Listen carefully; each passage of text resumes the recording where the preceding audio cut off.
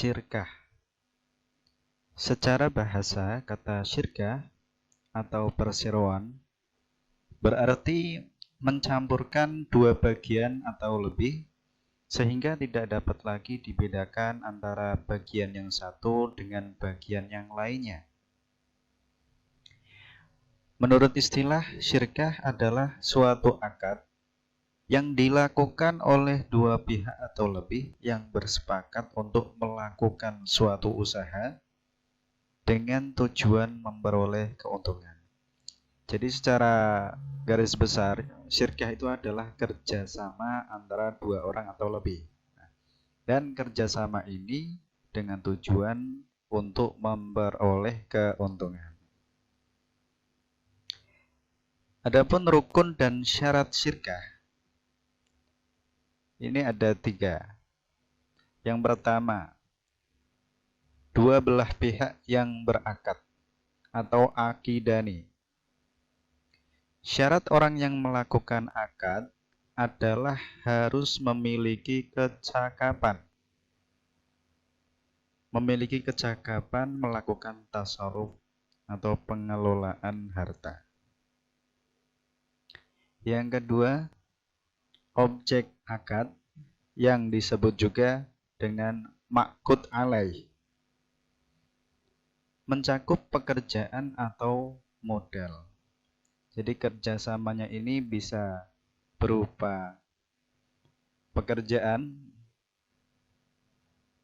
porsi kerja, ya, atau porsi modal.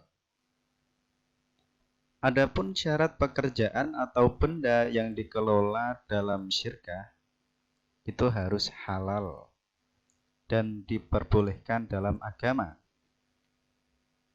dan pengelolaannya dapat diwakilkan. Jadi objek akad kerjasama ini haruslah bukan yang dilarang oleh agama. Contohnya bukan barang yang haram, ya, bukan barang yang diharamkan oleh agama, khususnya agama Islam.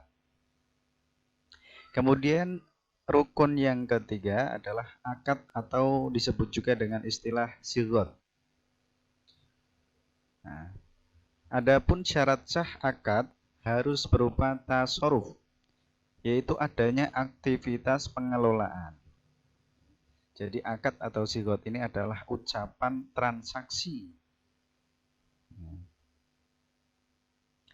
Kemudian syirkah ini ternyata ada banyak macamnya. Yang pertama ada syirkah inan, kemudian ada syirkah abdan, kemudian ada syirkah wujuh, syirkah mufawadah, mudarobah, kemudian syirkah atau kerjasama dalam urusan pertanian perkebunan. Ini ada beberapa istilah tersendiri. Ada musakoh, muzaroah, dan muhabaroh. Yang pertama adalah syirkah inan. Adalah syirkah antara dua pihak atau lebih yang masing-masing memberi kontribusi kerja atau amal dan modal atau mal. Syirkah ini hukumnya boleh berdasarkan dalil sunnah dan ijma' sahabat. Contohnya, A dan B sarjana teknik komputer. A dan B sepakat menjalankan bisnis perakitan komputer dengan membuka pusat servis dan penjualan komponen komputer. Masing-masing memberikan kontribusi modal sebesar 10 juta. Dan keduanya sama-sama bekerja dalam syirkah tersebut. Dalam syirkah jenis ini, modalnya disyaratkan harus berupa uang. Sementara barang seperti rumah atau mobil yang menjadi fasilitas tidak boleh dijadikan modal, kecuali jika barang tersebut dihitung nilainya pada saat akad. Keuntungan didasarkan pada kesepakatan dan kerugian ditanggung oleh masing-masing syarik atau mitra usaha berdasarkan porsi modal. Jika masing-masing modalnya 50%, maka masing-masing menanggung kerugian sebesar 50%. Jadi tergantung kesepakatannya. Ya entah itu 50%, 50%, atau 60%, 40%, dan sebagainya. Yang kedua, syirkah abdan. Adalah syirkah antara dua pihak atau lebih yang masing-masing hanya memberikan kontribusi kerja atau amal tanpa kontribusi modal. Kontribusi kerja itu dapat berupa kerja pikiran seperti penulis naskah ataupun kerja fisik seperti tukang batu. Syirkah ini juga disebut syirkah amal. Contohnya, A dan B sama-sama nelayan dan bersepakat melaut bersama untuk mencari ikan. Mereka juga sepakat apabila memperoleh ikan akan dijual dan hasilnya akan dibagi dengan ketentuan A mendapatkan 60% dan B mendapat 40%. Dalam syirkah ini tidak disyaratkan kesamaan profesi atau keahlian, tetapi boleh berbeda profesi. Jadi boleh saja syirkah abdan terdiri atas beberapa tukang kayu dan tukang batu. Namun disyaratkan bahwa pekerjaan yang dilakukan merupakan pekerjaan yang halal dan tidak boleh berupa pekerjaan haram, misalnya berburu anjing. Keuntungan yang diperoleh dibagi berdasarkan kesepakatan. Porsinya boleh sama atau tidak sama di antara syarik atau mitra usaha. Yang ketiga, syirkah wujuh adalah kerjasama karena didasarkan pada kedudukan, ketokohan, atau keahlian atau wujud seseorang di tengah masyarakat. Syirkah wujuh adalah syirkah atau kerjasama antara dua pihak yang sama-sama memberikan kontribusi kerja atau amal dengan pihak ketiga yang memberikan kontribusi modal. Contohnya, A dan B adalah tokoh yang dipercaya pedagang. Lalu A dan B bersyirkah wujuh dengan cara membeli barang dari seorang pedagang secara kredit. A dan B bersepakat bahwa masing-masing memiliki 50% dari barang yang dibeli. Lalu keduanya menjual barang tersebut dan keuntungannya dibagi dua. Sementara harga pokoknya dikembalikan kepada pedagang. Syirkah wujuh ini hakikatnya termasuk dalam syirkah abdan.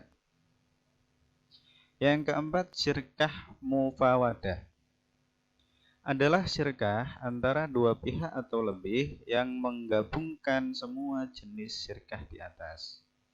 Syirkah mufawadah dalam pengertian ini boleh dipraktikkan sebab setiap jenis syirkah yang sah berarti boleh digabungkan menjadi satu.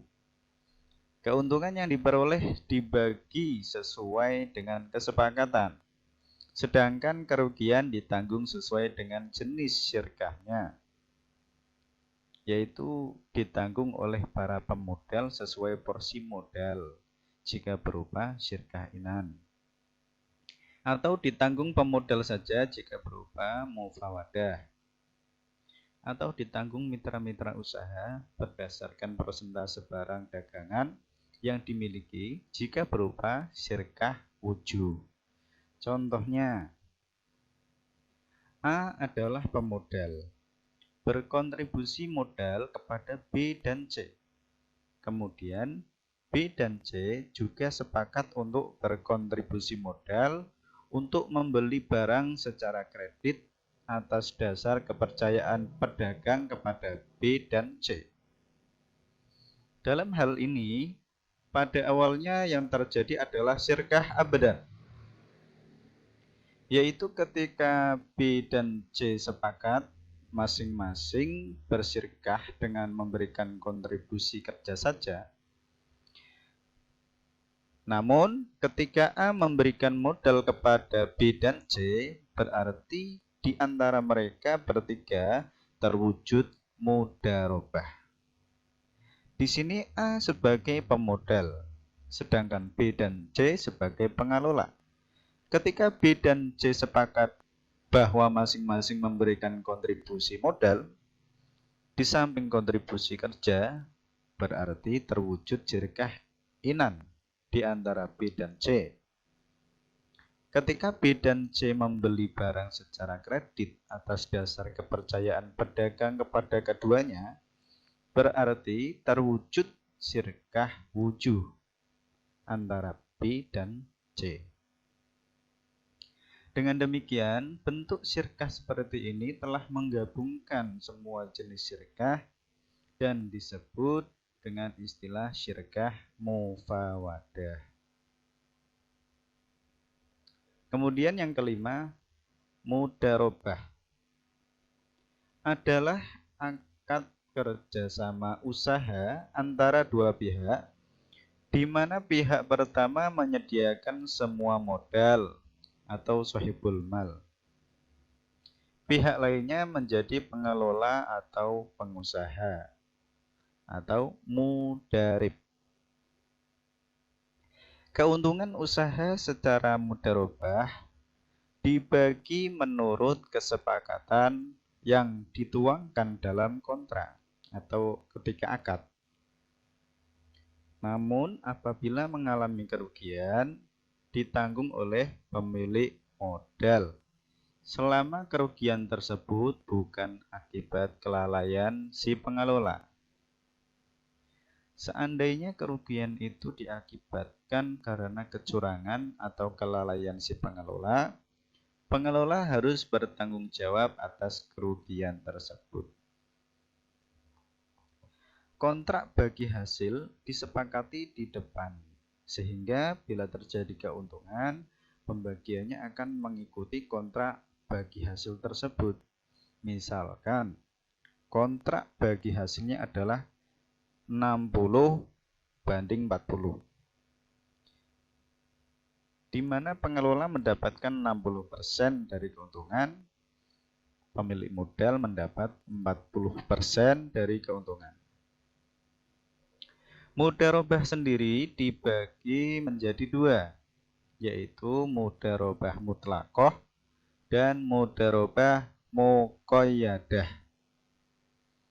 Mudharabah mutlaqah merupakan bentuk kerjasama antara pemilik modal dan pengelola yang cakupannya sangat luas dan tidak dibatasi oleh spesifikasi jenis usaha, waktu, dan daerah bisnis. Sedangkan mudharabah muqayyadah adalah kebalikan dari mudharabah mutlaqah, yakni usaha yang akan dijalankan dengan dibatasi oleh jenis usaha, waktu, atau tempat usaha. Kemudian syirkah dalam urusan pertanian dan perkebunan, musaqah, muzara'ah, dan muhabarah. Yang pertama adalah musaqah. Adalah kerjasama antara pemilik kebun dan petani, di mana sang pemilik kebun menyerahkan kepada petani agar dipelihara dan hasil panennya nanti akan dibagi dua menurut prosentase yang ditentukan pada waktu akad. Konsep musaqah merupakan konsep kerjasama yang saling menguntungkan antara kedua belah pihak, atau istilahnya adalah simbiosis mutualisme. Tidak jarang para pemilik lahan itu tidak memiliki waktu luang untuk merawat perkebunannya. Sementara di pihak lain ada petani yang memiliki waktu luang namun tidak memiliki lahan yang bisa digarap. Dengan adanya sistem kerjasama musaqah, setiap pihak akan sama-sama mendapatkan manfaat. Yang kedua, muzaraah dan muhabarah. Muzaraah adalah kerjasama dalam bidang pertanian antara pemilik lahan dan petani penggarap, di mana benih tanamannya berasal dari petani. Sementara muhabarah ialah kerjasama dalam bidang pertanian antara pemilik lahan dan petani penggarap, di mana benih tanamannya berasal dari pemilik lahan.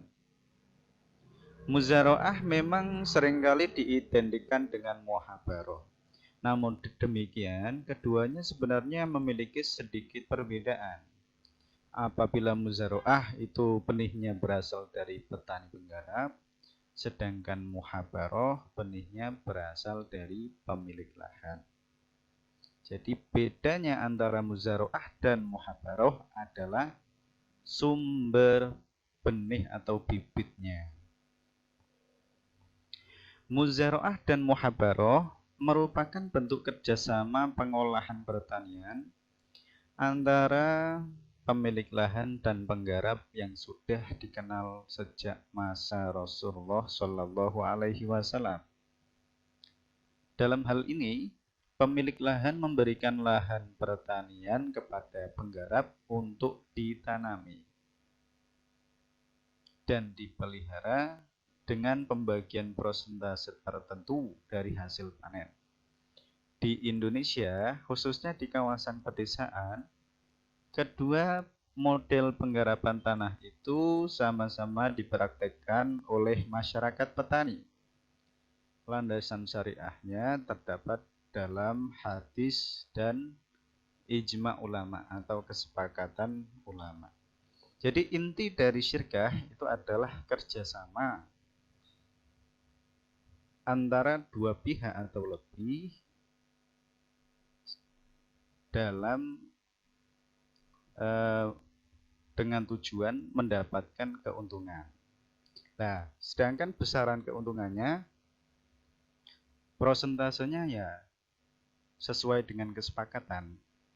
Jadi tidak harus 50-50 ya, tidak harus 60-40 ya, tetapi sesuai dengan kesepakatan bersama. Dan yang terpenting dalam syirkah ini adalah apapun kerjasamanya, yang penting dalam hal yang baik, dalam hal yang halal, dan yang sesuai dengan aturan agama Islam.